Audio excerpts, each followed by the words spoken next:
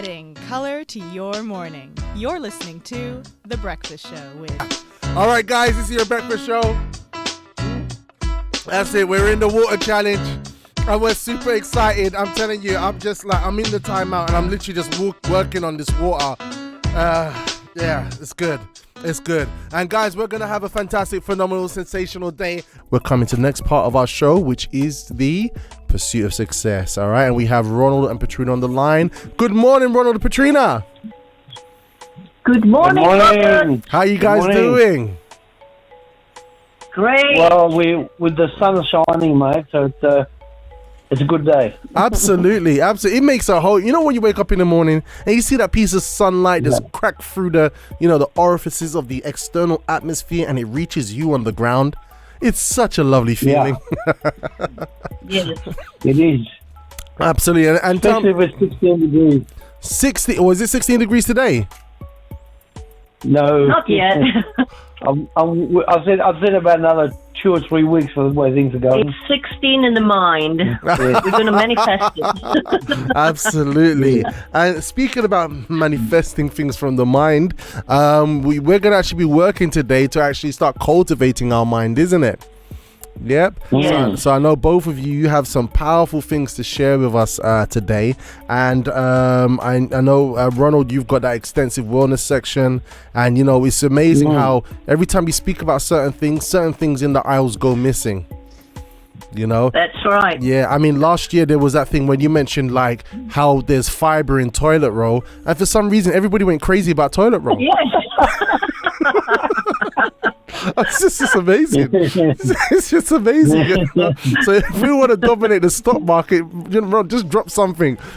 Just say something. Everyone's gonna be like, So that's absolutely powerful. So we're gonna come to Petrina. Okay, we're gonna start with a book review. But just Ronald, just give us a bit of a taste of what we're to look forward to when we're gonna come back to your part. What are you going to be looking at today, very briefly, Ronald? Well, I'll give you a hint. It's I call it yellow gold. It's something sweet. Yeah. Sweet and crunchy. Yeah. Sweet and at the end of it, I'm going to give the recipe for it to be not only nutritious but also taste fantastic. Okay, so I guess it doesn't taste fantastic on its own then. No, well, it is, but you can, but you know what I mean. You got to always add something to it to make it more, to create more superfood quality. Superfood quality. I love the sound of that. Excellent. So we're looking forward to that, guys. So now we're gonna go straight to Petrina. So Petrina, powerful lady. Yes. Today, yes, I'm ready. You're ready. So look, we've got JST. She's making notes of this. So hopefully what will happen is we'll be able to access these nuggets that Petrina's sharing with us online. Okay. But today we're looking at the book Bulletproof Dating. All right. Now, Petrina, what are we going to cover today? Okay, I've got 4 points I'm going to cover and more points if there is time. So let's see how we go. Oh, yes. You ready? I'm ready, super lady. Okay, good. So the first point, it says, stop associating love with the heart. Ooh. Start associating love with the brain, with intelligence. So when you think about love, think about intelligence, not emotion. Mm-hmm. Understand that feelings are included in love, but they are only a small portion of it. When you think of love, think of intelligence. That's an odd thing to say, right? I mean, I'm just putting aside that obviously I'm from the East KJ Help Center, and I didn't go to love school. Or I wasn't paying attention in love school that we had in Wembley Arena. But like, when you think of love, think of intelligence. That literally puts the dynamics literally upside down, right? Because usually when you think about love, you're thinking about how it makes you feel. Oh, look at his eyebrows, look at her nose, oh, makes me feel boom diddy boom diddy boom diddy oh. It's just like and there's that and it's just feelings, right? So what are you actually telling us here, Petrina? Well, what it is remember last week when I started on this book, I said that a lot of these tips when it comes to relationships, it also links up to how you actually behave in your professional job or career. So in business, you wouldn't just work based on your heart, right? You will think about it intelligently and think about it practically. Absolutely. And that applies to relationships as well. Absolutely, because otherwise no business can grow, right? That's right. The first emotional flutter you have concerning business or something you're trying to develop and grow, because that's what a business is. It's an ideal that you want to develop and grow. As soon as emotions get involved with it or emotions change, that's it. You'll just close up shop and set it on fire and walk away into the sunset, never to be seen again. Yes, and a very good example is, like, I'm sure all of us have these days, like in the morning where we wake up and we don't feel like going to work or don't feel like doing any work. Yeah. So if we followed our heart and said, today I'm not going to work. Of course, there are some people, obviously, like if you're self-employed, you have the flexibility of not choosing not to work on certain days. However, if you had a job or had an important business to complete, then you can't just go on feelings and say, sorry, I'm not feeling like going to work and I'm not going to do it. Yeah. Nobody gets away with that. Nobody gets away with that. Yeah. Yeah. And obviously because so that's what they said. And so what you're saying is, so obviously we know that there'll be repercussions if we do that, right? We're in a job because we need to have a livelihood, and if we fail our employer, there'll be repercussions. So to avoid repercussions, we don't go by how we feel. We do what is required of us and get it done no matter what. And what we need to do is to have the same behavior concerning love life. That's correct. Go on, carry on now, Petrina. Go on, take us to promise. All right. So the point number 2 is, it says, put feelings aside. The saying, you can't tell the heart what to do, is a lie. You can tell your heart what to do and what not to do, who it will like and who it won't like. Tell yourself, my emotions don't control me. I control them. If you make decisions based on emotions, you'll have serious problems. Stop making decisions by what you feel and start making decisions with your brain. You don't need to beg for attention, smother your partner, humiliate yourself, or make a scene just because your emotions are telling you to. Wow. So that again, just emphasizes the first point about often we need to just put our feelings aside. And what you said, go ahead. That reminds me of something. When my son was 16, I could see all the signs of women around him. Right? So you know what I said to him? I said, make sure that when your hormones get into gear, that your brain doesn't get out of gear. Wise words, right there. Right there, exactly. Yeah, because youth is a battleground, right? Youth is a battle. That's when you're like at your prime, and all things are going on, and feelings are happening. And that's the thing right there. We could either be led by how we feel into destruction and put ourselves on a black foot, or be led by our mind. You know, that mind that used to say, if it's that kind of mentality is, if I speak back to my mum, I'm dead.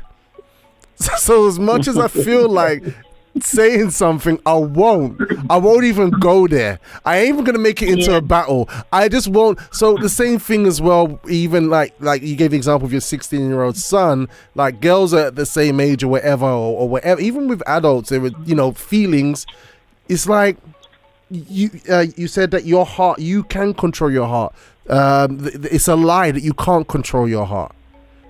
Yes. That's a massive excuse, isn't it? Yes, it is. That's a massive excuse to just do what we feel like. Oh my gosh, you getting that, Hugo? Do what your heart feels like. To say that you can't control your heart is a lie. Now on media, television, all this kind of places, we hear follow your heart, and people have done it and literally wrecked their lives. In a movie that lasts 120 minutes, it's like, follow your heart. And it's like, okay. And they save the day and save the planet or whichever. But guess what? If you give that principle for the rest of your life, we need to do an animation of a rocket guy like this.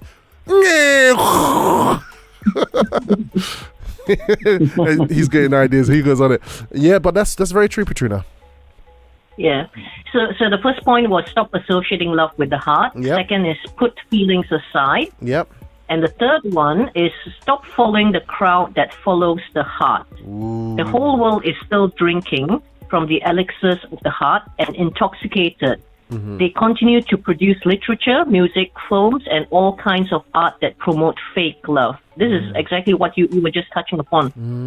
Question the myth and popular beliefs about relationships. Mm-hmm. Now, what is interesting about this one is just exactly what you just said. Most of us, the reason why we have issues in relationships is because when we watch movies, which are between 1 and 3 hours long, depending on which sort of movies you watch. Yeah. There are some Indian movies, they're actually like Bollywood movies, they're actually 3 hours long. Wow. Lord of the Rings. I just want to say. Exactly. So what happens in these movies is we tend to forget because we are brought into that movie world where the entire life, or at least a few weeks or months worth of life of the characters or the storyline is concised into 2 or 3 hours. And we think that in real life everything happens as fast as that within the 2 or 3 hours of the movie. It's true. And we're in that imaginary world. And if you watch too many of these movies, then you will actually be affected as well. You will actually think that in real life all these things can just happen in 3 hours. It's true. I was just thinking about those of you who know, all right, 1980s generation and around that sphere. Grease, John Travolta, right? Yes. Grease, then I got chills and multiplying. Okay, you get Grease, all right? And the thing is, you saw their story, and those two, the guy was with the girl, and they had a song and all the rest of it. Yeah. But then it didn't show, that they had to speak to the parents, to actually do something serious. They didn't show the days he got rejected for a job and she was like, man, we need to pay the bills. They didn't show, the time when something happened in the family and he had to support her, but he had his own issues. And they didn't show when he started to get a pot belly and she started to put on a little bit of weight. Do you understand? Yeah. And they had to work. What I'm saying is Grease was like a short movie, and you have a feel-good factor after you watch it and you see this love story take place, but it doesn't show potentially everything else that could be happening in a person's life, and people get caught up by that. Yeah, I know it's a great I went extreme in the analogy, I know, but that my brain just works like that. I'm sorry, guys. So the writer actually says she prefers comedy and action movies to romance.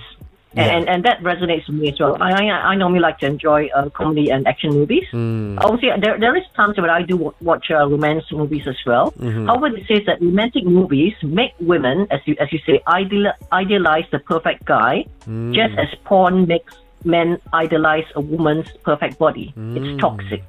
It is. Wow. This is true. These are some very interesting thoughts. So, and just the same way as we know that porn isn't a good thing, so you stay away from it, and depending on where the person is on their mindset, they obviously, we need to understand why. So much so, women who can be tendency is to be a bit more emotionally connected than guys are, right? I'm saying it to you, Petrina, because I just need to back me up on this before anyone throws a wall on me. All right. All right. So basically, everyone has, the guy is like this, he talks like this, he behaves like this, he dresses like this, you know what I mean? He's this high or this short, etc. So media can really paint pictures in our mind of what it is to be a certain way or what to expect. But the thing about it is, everybody's so different and so diverse, and this lady's Pink Charming may not be John Travolta when he was like 22 or something, but is actually the guy who's like 5'2", you know what I mean, with a much more lower voice, and who likes butterflies, because and who doesn't dance as well, and who can't dance. That's right. That's right. That's true. Exactly. Yeah. Oh, sorry. Just to interrupt you for a second, as you continue. We got some breakfast show talkers in there. So we got Eva, the patriarch, saying good morning, breakfast show. We have Ariane from Taiwan saying my emotions won't control me.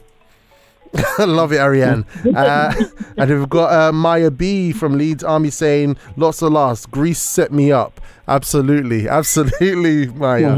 Absolutely. Yep, go ahead, Petrina. Okay, so the fourth point is don't be naive in love. Be smart. Love doesn't just happen. It's a result of work, learning, observation, and attitude. What the brain does best is to find solutions. Sorry to cut you. Sorry, just hit those 3 points again. So don't be naive in love. It's the what points did you give? It's a result of work. It's a result of work, learning, observation, and attitude. Learning, observation. So, work, learning, observation, and attitude. Instead of throwing a tantrum like a toddler, develop the skills you need to solve the problem. Got it. I think I'm understanding now. The clouds are clearing up. So sometimes we can just react like babies, right? Point the finger, complain at our spouse. But however, just as we wouldn't do that in a business. We wouldn't do that in our workplace. We wouldn't. If there was a business meeting, we would have discussion, right? We would actually say what we've observed. We would make sure our attitude, our approach is appropriate, right? We would have learned and informed ourselves enough to communicate what's needed and work to apply that in that business meeting. So you're saying we need to be this kind of caricature in our relationship life. That's right, yeah. So it asks us a question. It says most relationships that went wrong or had everything going for them but fell apart were victims of mistakes of their heart. Have you been a victim of your heart? Ooh, there's a question, guys. Have you been a victim of your heart? It's posing us all a question. So what they're saying is, all of you are listening right now, and you may have had some very strong outcomes from your relationship life, right? Maybe because you made some different choices, but was it based on your intellect or was it based on your heart? If it was based on your intellect, from what I can understand Petrina's telling us, is that it would have been a learning experience. But if it was based on our heart, and we're still in heart, we could have a negative experience that if we're not careful, we could still be perpetuating with us or carrying on with us. See, I'm learning new words, I'm starting to take this presentation stuff in, seriously.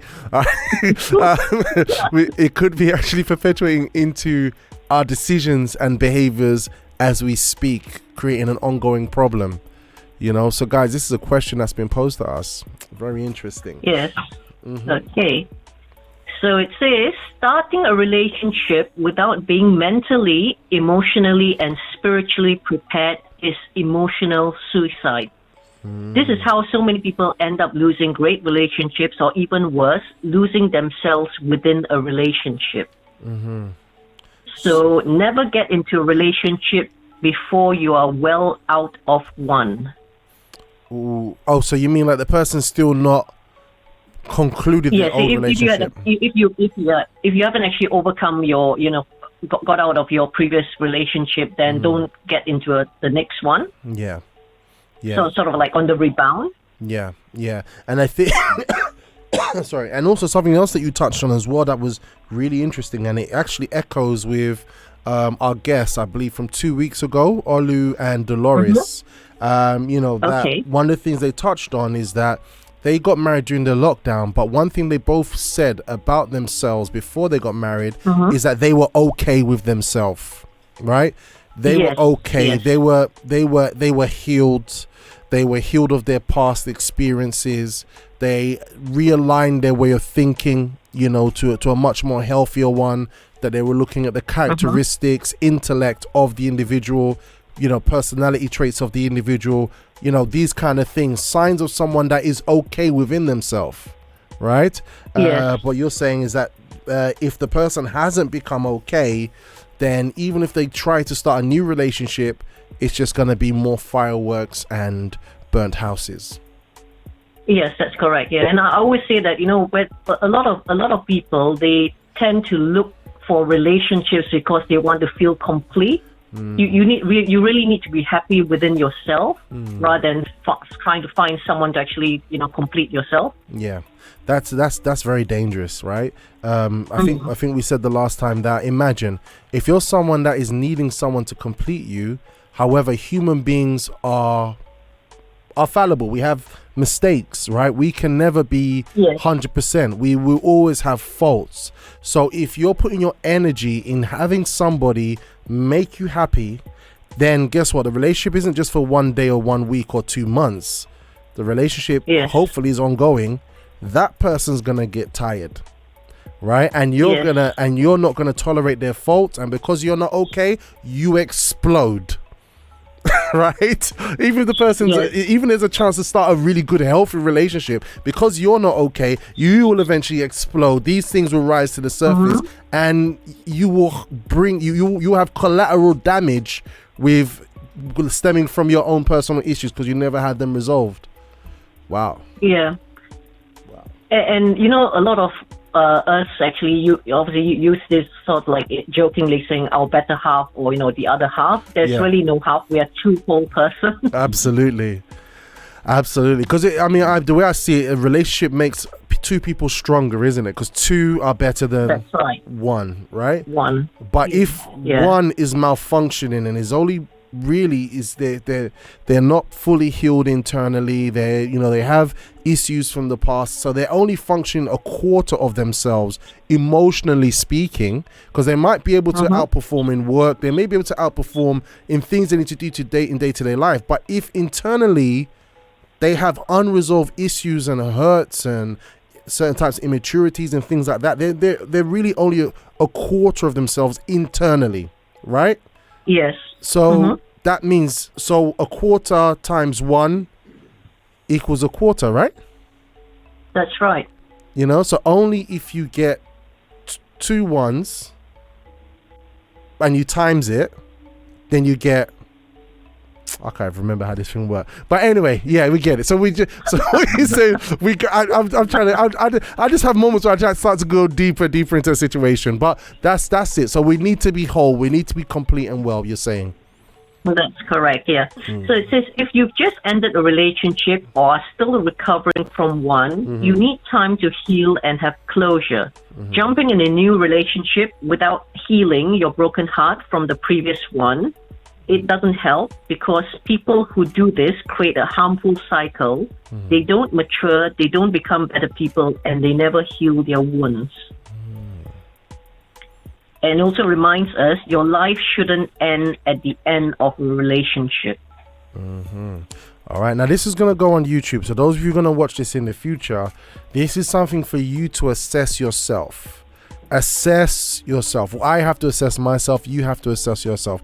Nobody externally, physically speaking, human beings can know what we keep inside of ourselves. Right? So this is something that we need to be humble about. And we need to work on if we want to be happy in the future. There's no two ways about it. There's no escaping it, or trying to dodge it. We need to stop. And I think it helps to speak to somebody that can help, isn't it, Petrina? Yes. Yeah, it helps. Yes. If you're having problems, then obviously do seek help. Someone that can help, not someone who talks about their failed relationships, because they might even share something they got to you from TV, but it's not the same. There are people that can actually help, and definitely checking out this book, Bulletproof Dating, with us is a good one. It's a good way to start as well. Yeah. And so it goes on to remind us you should never date someone to fulfill a social responsibility or to gain a sense of value and importance as a person. Dating should be an individual and well thought out decision, because it's not going to affect anyone else but you. Gosh, this is hot stuff, Seriously, I think that's the thing, One time I remember Bishop James, he gave us a story of when he was single, and when he was single, he was in a relationship and he was actually going to get married to somebody, and I think Bishop Maceda had the same thing, and he saw something in the person's character a reaction from the person that was like, and I think he described it as, if the person's like this concerning this matter, imagine after the excitement of marriage passes and then we're like a year into the relationship, how would they treat me then? How would they be towards me then? You know what I mean? So there were some things, and something was a bit off. And instead of being like, you know what, we're already getting married anyway, let's get married. Or, you know, it's a thing of, you know, I don't want to let her down. Oh no, I don't want to make her sad. Or, oh, this and the other. Is like, I need to stop this. I need to stop this. Yes, it's important to look out for the signs before you get in too deep as well. Yeah. And I think that's why you can't get emotionally intimate with a person during the dating stage. You know, this is something I'm just saying. This comes from me straight. It doesn't make sense, because the moment you get physically involved with someone to that extent during that stage, your brain goes out the window. Yeah. Right. Your brain goes all right out the window. So you have that, and then you have, and sometimes if you're seeing bad signs, cut your losses, because like Petrina was saying, it literally is our future. It's your life. It's your life. This is your whole life. Imagine spending your whole life being only half of yourself, you know, rather than getting a partner that will make you go double and really be work to your full capacity and make a difference. Like Ronald and Petrina, you two, I remember Ronald was like saying, look, you know what? After this crazy relationship, I need an eagle. And that's when he went hunting for Petrina, right? And then you guys met during the chaos of a cruise ship that was stranded out at sea for quite a few weeks or days or something like that, right? Yeah. Yes. You know, and you could see that you guys don't hinder each other's dreams, but you complement each other's dreams. Yeah. Right? You compliment, because if you wasn't an eagle, like Ronald would be like, you know what, I want to do a garden here and I want to put this, and you'd be like, oh garden, really? Do you really want to go through that hard work? Do you really need to da-da-da? I know, but it's good for your health and nature. Oh, come on, nature, just go and get some McDonald's. Look, our neighbors are stacking up pizzas every evening, you know, at least that way, no one's gonna have to cook, and we could just do pizzas every evening. You know, because you're an eagle, you're like, I understand that. And so you reap the rewards for that. There's still work, but things are much more. It's a fair playing field. Yes. Yeah. That's correct. So it talks about, you know, what is the right age to, you know, date and get married. Ooh, this is a good one. Ooh, the right guys listening to this one, take note of this one. Okay. Yep. Go ahead. Okay, there's obviously various schools of thoughts, and they say, you know, when you're 18 or 19 or whatever, it's time to get married, right? Or it's time to date. However, it really asks you about how mature you are and how ready you are. If you're in a relationship, ask yourself a question: are you prepared to get married in, say, the next 2 years? And if your answer is no, then you're not old enough to date, whether you're 12, 14, or 40. Wow. That's a good way to judge it. And that's so true, because, again, coming back to, like, in a business, if you were to be starting a job or work, right? You can't be in that probation period for 2 years, surely, right? You have to commit yourself at some point. Absolutely, it's true. And that's what a dating is, isn't it? Dating is the probation period. Right? Yes. It's so easy for people to mix dating with like a long-term thing. We stay we're committed superficially. You know, I don't know about you, and maybe in this day and age it's classed as being old-fashioned, but I believe we date to know who the person is, because we're finding someone that we can make a covenant, a marriage with, to spend the rest of our lives with, to build something with. It's you. Out of everybody on this planet, 7 billion people, it's you I want to build this life with, to make something big, to form a new family, or whatever we choose to do, right? Yes. So it says age and maturity are two different things, but they are related to certain phases of life. So age and maturity, two different things. 16-year-olds can hardly convince anyone that they have the maturity of an adult. However, listen to this, many 30 or 40-year-olds can easily have the maturity of a teenager. Yeah, who's seen that one before, guys? Who knows that one? Yeah, you've seen this person that should be like, settled, right? But they're like in I used to be in. I ain't even gonna mention locations, but there's a place where I used to be, because I used to go for meetings, and on the high street you had these grown men who were acting like they were 16-year-old teenagers, but they're big people, and even their conversations, the things they'll discuss, and their interest was as if they were still at that age. You know what I mean? Don't get me wrong, everybody's free to choose how they live their life, but in terms of development, we see things develop. A baby from a child to a teenager, etc. We see development, but when we have a choice to choose who we want to become at a certain age, we're like advanced and we want to still be like we're 16. Come on, we gotta keep maturing. So it's true, and the same thing is the same for love and relationships. Yes. So we've covered the healing period. We've covered the right age to date, and the third one is how available and willing are you? Dating requires time and dedication on your part. If you're going to get serious, don't let the other person feel that you have no time for the relationship. You need regular contact where you can give your attention exclusively to each other. Okay, wow.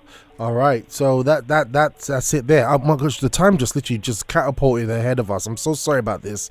We've literally picked up some fantastic nuggets here. But age and maturity. So really, you're saying if you can see yourself in 2 years being married, then okay. To that person. That person. That's right. If not, then you still need to mature and work on yourself, right? And that could be from 16, 17, 18, etc. All right. A person could be 30, but they're still not married, ready to be married yet. They will just take it in their hands and explode it.